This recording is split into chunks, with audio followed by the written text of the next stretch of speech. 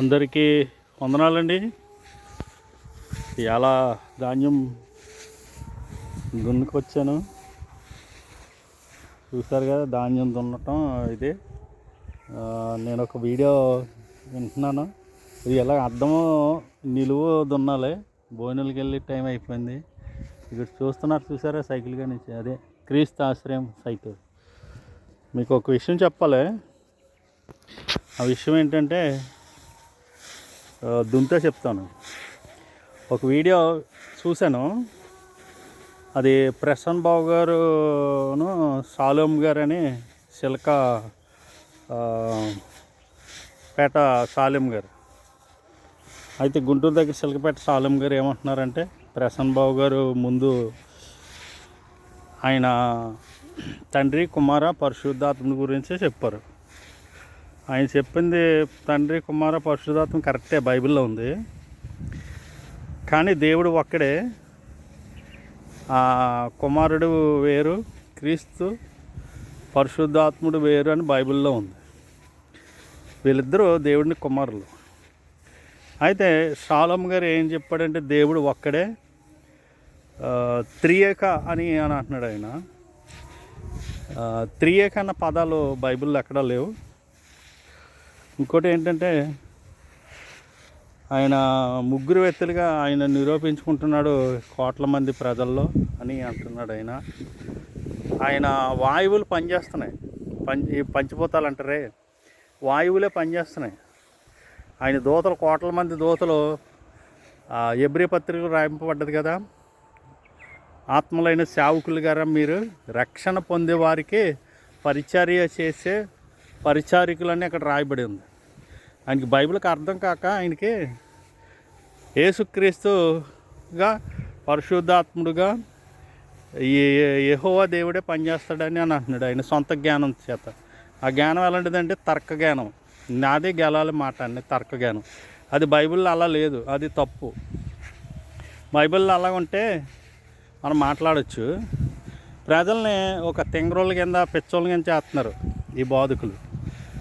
తెలియదు కదా, బైబిల్ చదివే వాళ్ళకి తెలుస్తుంది. ఆయన చెప్పేది చాలా తప్పు.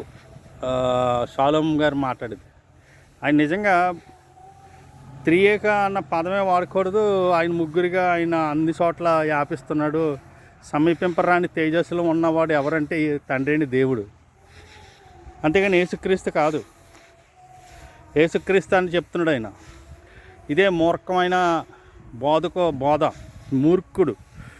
ఈ మూర్ఖుడు తరవారుండి వీరు ఏరే రక్షణ పొందండి అని పేతురు గారు చెప్పారు. అలాగే మూర్ఖులు అన్న బోధకులు ఉన్నారు. అది బైబిల్లో మూర్ఖులు అని రాయబడింది కాబట్టి నేను అంటున్నాను. నేనేం బూతులు తిడతా సుమి, గమనించండి. ఇంకోటి ఏంటంటే, సమీపింపరాని తేజస్సులో దేవుడైన ఒక్కడే ఉన్నాడు. అది ఆయన అక్కడి నుంచి ప్రారంభించుకున్నాడు. కుమారుడి ద్వారాగా, పరిశుద్ధాత్ముడి ద్వారా మొత్తం సృష్టి యావత్తు తయారు చేసుకున్నాడు. ఆయన మీద దెబ్బలాడి భూమి మీదకి దూతలు వచ్చినాయి. ఆ దూతల పరిచారికులుగా అనేక మందికి ప్రార్థనలు సన్నిధి పట్టుకెళ్తున్నారు. పరిశుద్ధాత్మ భూమి మీద ఉన్నాడు కాబట్టి ఆయన అందరి కోరిక విజ్ఞాపం చేస్తున్నాడు. భూమి మీద ఉండి యేసుక్రీస్తు తండ్రి కుడిపాసన నుండి విజ్ఞాపం చేస్తున్నాడు. యేసుక్రీస్తు తండ్రి కుడిపాసన ఉన్నాడన్న పదం మనం తీసేయగలమా? తండ్రి నీ చిత్త ప్రకారం నేను చేయటానికి వచ్చాను, కానీ నేను ఆయనతో నేనేం కాదు, ఈ బోధ నాది కాదు, నన్ను పంపించిన వాడిది అని అన్నాడు. ఈ మాటలు మీరు తీసేయగలరా? తీయలేరు కదా. తండ్రి ఇదిగో నా ఆత్మ నీకు అప్పగిస్తున్నాను అని శిలువలో తలవాల్చాడు కదా. ఈ మాటలు మీరు తీసేయగలరా? తీయలేరు కదా. అందుకని ఈ మూర్ఖులైన బోధకులకు అర్థం కావట్లేదు బైబిల్. మీరు జాగ్రత్తగా ఆలోచించండి. యాకోబు పత్రికలో 3వ అధ్యాయం 1వ వచనంలో బోధకులైన వారు కఠినమైన తీర్పు అన్నాడు. వీళ్ళు ఎలాగ కఠినమైన తీర్పుకి ఎలాగ వెళ్తారు? ఆ దేవుడి చిత్త ప్రకారంగా జరుగుతుంది, మనుషుల చిత్త ప్రకారం కాదు. కానీ కొంతమందిని తప్పుదోవ పట్టేస్తున్నారు. గమనించండి. నేను ఈ పనిలోకి వస్తూ వీడియో చూసి ఆశ్చర్యపోయిన ఆయన చెప్పే మాటలకి. బైబిల్లో ఎక్కడున్నాయి ఆయన పదాలని ఒకసారి ఫోన్ చేయండి, నేను ఫోన్ నెంబర్ పెడతాను అందులో. నా పేరు సుధాకర్, మాది ఇరగవరం. మొత్తం అడ్రస్ పెడతాను. ఇదిగో సైట్ కట్ట మీకు చూపిస్తాను. సైలో ఉన్న కాడే సైటు. ఇదంతా ధాన్యాలు ఎండబోసారు. నేను పనిలోకి వెళ్తాను, పత్తి పనిలోకి. అపొస్తలులు పౌలు అన్నారు కదా, కష్టపడి భార్య పిల్లలు పెంచుకోవాలని. అది నేను రూల్ పాటిస్తాను. కానీ ఒకటి, ఎవరిని ఆశించను. అది బైబిల్ ప్రకారంగానే మనం చేయాలి.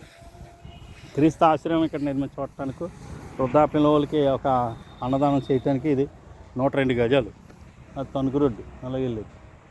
ఇది 40 అడుగుల రోడ్డు, ఇదేమో 20 అడుగుల రోడ్డు, ఇది 40 అడుగుల రోడ్డు. సెంటర్ అన్నమాట.